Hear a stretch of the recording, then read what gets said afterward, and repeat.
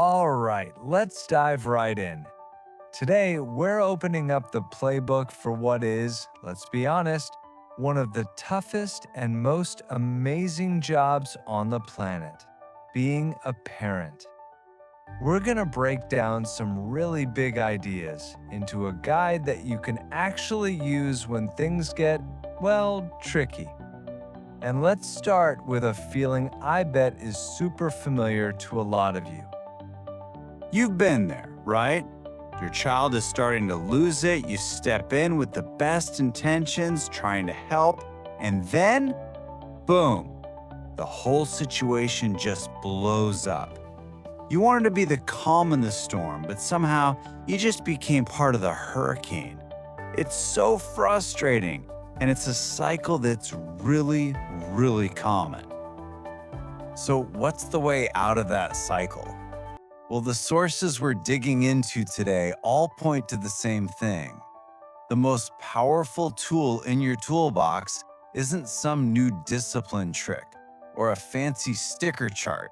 No, it's something way more fundamental. It's a complete shift in how you see your child in the first place. And here it is. This is the big idea that everything else is built on. We have to stop seeing our child's behavior as a problem that needs to be fixed and start seeing our child as a whole, complete person who needs to be understood from the moment they're born. Once you make that shift, everything else starts to change. So that leads us right into our first big play. Before you can use any strategy, before any technique will work, you have to have a rock-solid foundation. And that foundation, it's all about building a secure, connected relationship with your kid. This isn't just some nice, fluffy idea either. It's backed by a ton of science. That science is called attachment theory, and it was pioneered by a guy named John Bowlby. The basic idea is that kids are literally hardwired from birth to form a super strong bond with their caregiver. And this bond isn't just for cuddles and comfort, it's essential. It's the blueprint for how they'll see the world and form relationships for the rest of their lives. And this right here gets at one of the biggest myths about this stuff. A lot of people worry that if you're too responsive, you'll create a clingy, dependent kid. But the research shows the exact opposite is true. When a child feels totally, completely safe and knows you are their secure base, they don't cling harder. They feel free enough to let go and explore the world. And you can actually see what this looks like in the real world. A securely attached kid, they'll use their parent like a home base. They'll run off and play, check back in, they'll get upset when you leave, which is totally normal, but they're so happy to see you when you come back. On the other hand, different attachment styles can look really different, like a child who's too nervous to explore at all, or one who acts like they couldn't care less if you're there or not. Okay, so you've built that secure foundation. Awesome. What's next?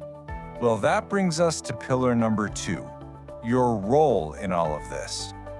This isn't about being a drill sergeant or a pushover. It's about being a calm, confident leader, the kind of leader who can set a firm boundary with tons of love.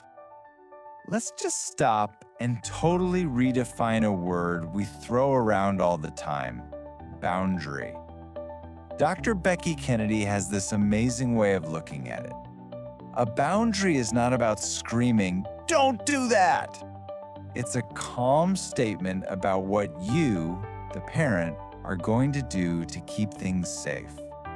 The focus shifts from controlling them to controlling yourself.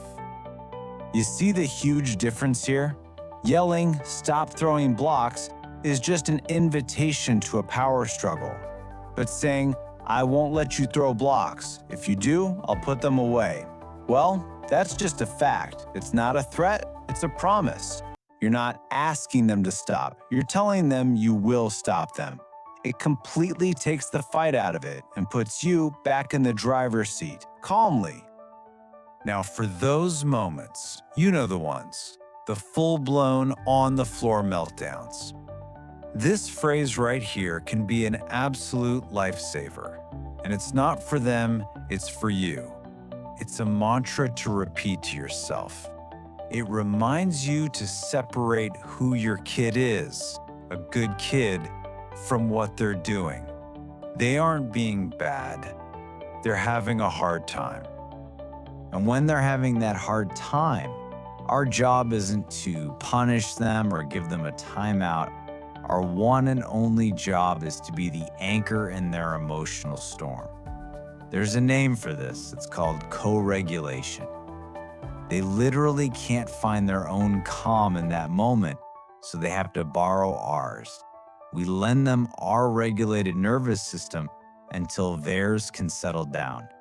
Our calm is the actual tool. All right, time for our third pillar.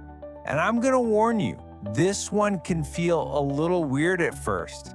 After all that talk about being a leader, now we're gonna talk about the incredible power of knowing when to just do nothing, when to step back.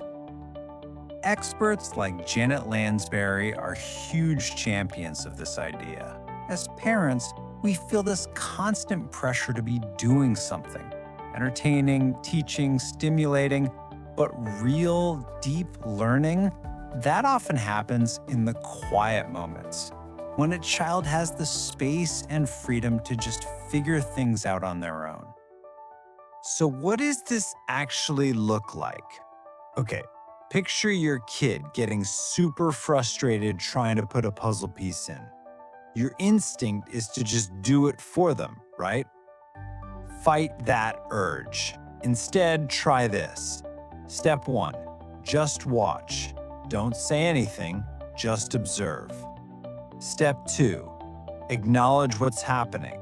Say something simple like, wow, that looks really frustrating. Step 3, trust them.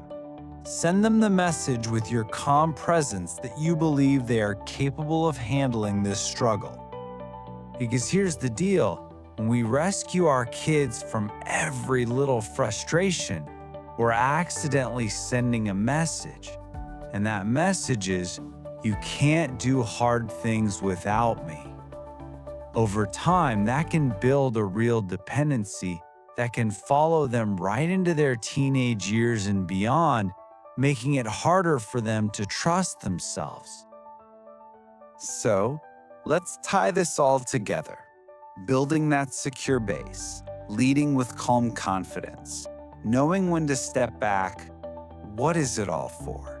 What's the end goal of this whole playbook? It's not about getting a perfectly behaved kid tomorrow. It's about playing the long game. So many of us say, I just want my kids to be happy. And of course we do. But chasing happiness can turn into trying to protect them from any and all negative feelings. Building resilience, on the other hand, is about teaching them that they can feel sad or frustrated or disappointed, and they will be okay. It's teaching them they can handle hard things. Happiness comes and goes. Resilience, that's a skill for life. And here's why this all matters so much. The trust, the connection, the skills we're building with them in these early years, they aren't just about getting through today's tantrum over the wrong color cup. This is the foundation for the adult they will become. It's what allows them to launch into the world feeling confident and capable, with a strong sense of who they are. So I want to leave you with one final question to think about. Instead of adding another thing to your to-do list, what is one thing you could stop doing? Maybe you could stop fixing every little struggle, or stop filling every quiet moment with an activity. Maybe you could just stop reacting so quickly to every little test.